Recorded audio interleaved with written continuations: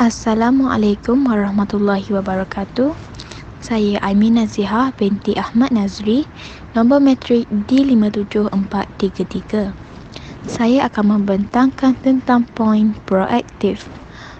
Proaktif ialah bersikap positif dengan merangka dan mengawal tindakan yang dilakukan jauh lebih awal daripada jangkaan akan berlakunya sesuatu perkara atau kejadian. Pemikiran proaktif ditandai oleh daya usaha berfikir sebelum sesuatu perkara itu berlaku. Berfikir secara proaktif menggunakan keupayaan minda membuat pelbagai ramalan untuk menjangka perkara-perkara yang kini belum berlaku. Selepas itu, kita menggunakan cara-cara berfikir yang lain-lain bagi membuat persiapan-persiapan bagi menghadapi sebarang kemungkinan yang akan berlaku. Assalamualaikum warahmatullahi wabarakatuh dan salam sejahtera. Saya Syasha Nur Sabrina binti Safian di 57489 ingin menerangkan ciri-ciri seorang pelajar di bawah aspek kreatif, iaitu reka cipta. Melalui proses reka cipta yang bermula daripada pengenalpastian masalah hingga ke pengubahsuaian model, idea murid dapat dicetus dan diterjemahkan dalam bentuk lakaran yang direalisasikan pula dalam bentuk model berfungsi atau prototipe. Dengan ini, ia dapat melahirkan pelajar yang kreatif dalam pelbagai bidang, khususnya bidang reka cipta ini, di samping memantapkan lagi kemahiran berfikir mereka. Assalamualaikum dan selamat sejahtera. Saya Nur Alia Sherina binti Muhammad Syahir di 57515 ingin menerangkan ciri-ciri seorang pelajar di bawah aspek kritis, iaitu berfikiran terbuka. Konsep berfikiran terbuka ialah konsep di mana menolak unsur-unsur keagamaan dan budaya di dalam kehidupan harian. Misalnya, seorang pelajar yang mengamalkan konsep ini, mereka ini mampu menerima sesuatu konsep, idea, cadangan yang baru secara terbuka. Dalam erti kata yang lain, mereka tidak akan sewenang-wenangnya menentukan sama ada sesuatu fakta atau idea baru yang diusul itu adalah benar atau salah tanpa penyelidikan yang teliti. Jadi melalui sikap ini, mereka akan meneroka ilmu yang pelbagai dengan lebih mendalam di samping dapat menerima pandangan ramai tanpa sikap suka menghukum ataupun sikap terburu-buru. Seterusnya, pelajar yang berfikiran terbuka ini mampu melihat sesuatu perkara itu daripada pelbagai perspektif. Misalnya, mereka tidak akan melihat sesuatu perkara itu pada dasarnya sahaja. Mereka akan melihat perkara itu dengan sudut yang berbeza, seperti kesan sampingan serta keperluan dan keinginan. Oleh itu, mereka lebih mengetahui sesuatu perkara itu dengan lebih mendalam. Akhir sekali, berfikiran terbuka ini mampu mengelakkan seseorang pelajar itu daripada mengalami kesilapan berfikir. Misalnya, fikiran yang sempit. Kelemahan ini berlaku apabila kita cuba membendung fikiran kita daripada melihat sesuatu itu dengan lebih luas. Para pelajar itu juga tidak akan berusaha untuk memberi pertimbangan yang wajar, mencari makna yang tersirat ataupun mengkaji kemungkinan-kemungkinan lain. Akibat daripada ini, pelajar itu mungkin terlepas pandang untuk membuat keputusan yang terbaik. Assalamualaikum warahmatullahi wabarakatuh. Saya Muhammad Ikhlas bin Hassan, nombor matrik D57512. Seterusnya saya akan menerangkan tentang analisis. Kenapa perlu analisis? Kerana mempunyai cabaran era maklumat. Sumber atau bahan rujukan dan jenis maklumat terlalu banyak menentukan kebenaran dan kesasihan maklumat.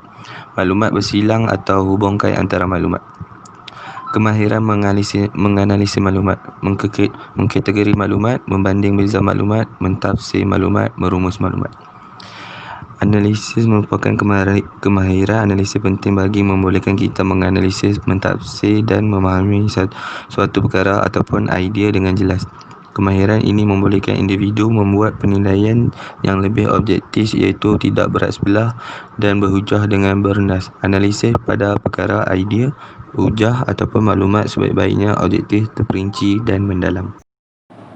Assalamualaikum dan salam sejahtera.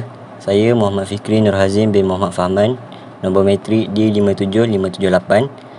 Baiklah, hari ini saya akan membentangkan tentang pemikiran menggunakan logik. Pemikiran logik adalah cara pemikiran yang kerap dan gemar digunakan dalam merancangkan sesuatu perkara. Secara amnya, logik difahami sebagai apa yang boleh difahami oleh akal manusia, iaitu menggunakan bukti bagi menjelaskan sesuatu yang tidak jelas pada mulanya. Definisi bagi logik. Logik berasal dari perkataan Yunani iaitu logos, yang bermaksud pengucapan, penyataan, pemikiran dan pemikiran akal iaitu sebab. Logik adalah cara mempelajari dan prinsip-prinsip yang digunakan untuk membezakan betul dan salah sesuatu hujah.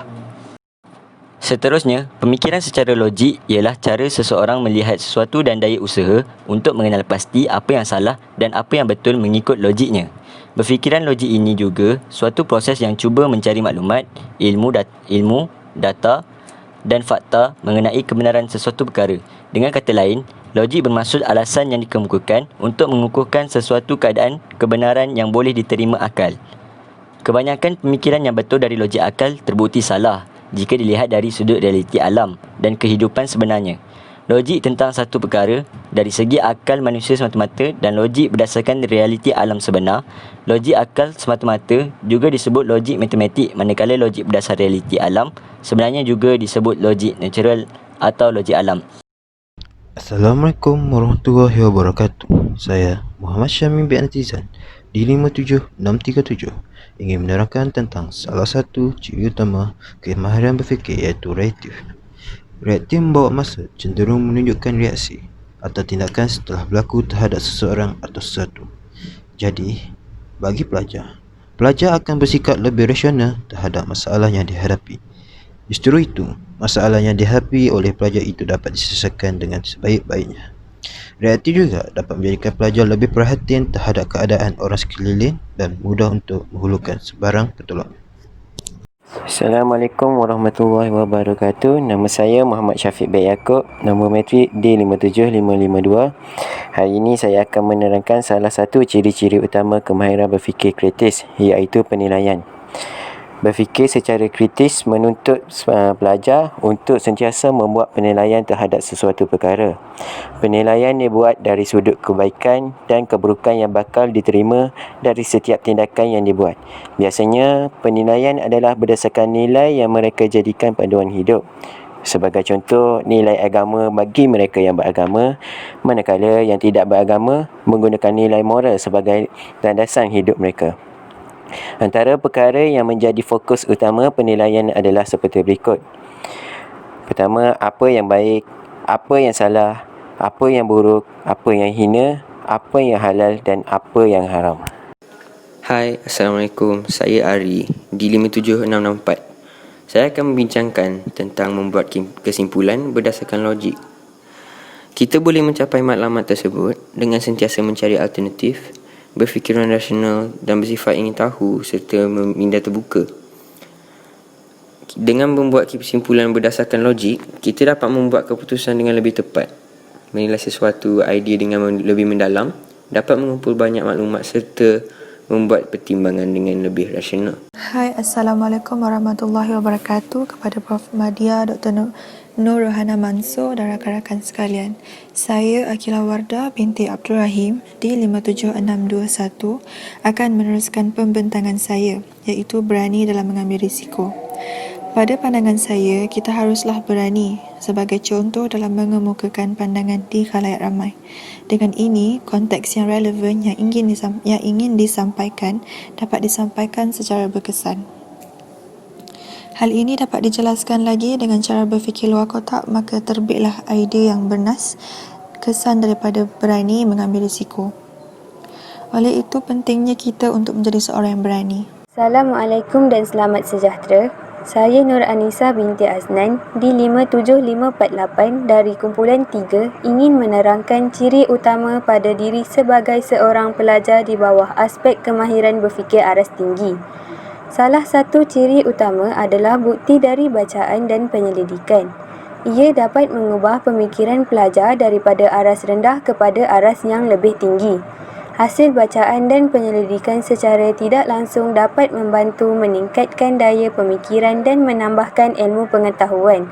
Di samping itu, bacaan yang meluas dapat menghasilkan idea yang di luar kotak.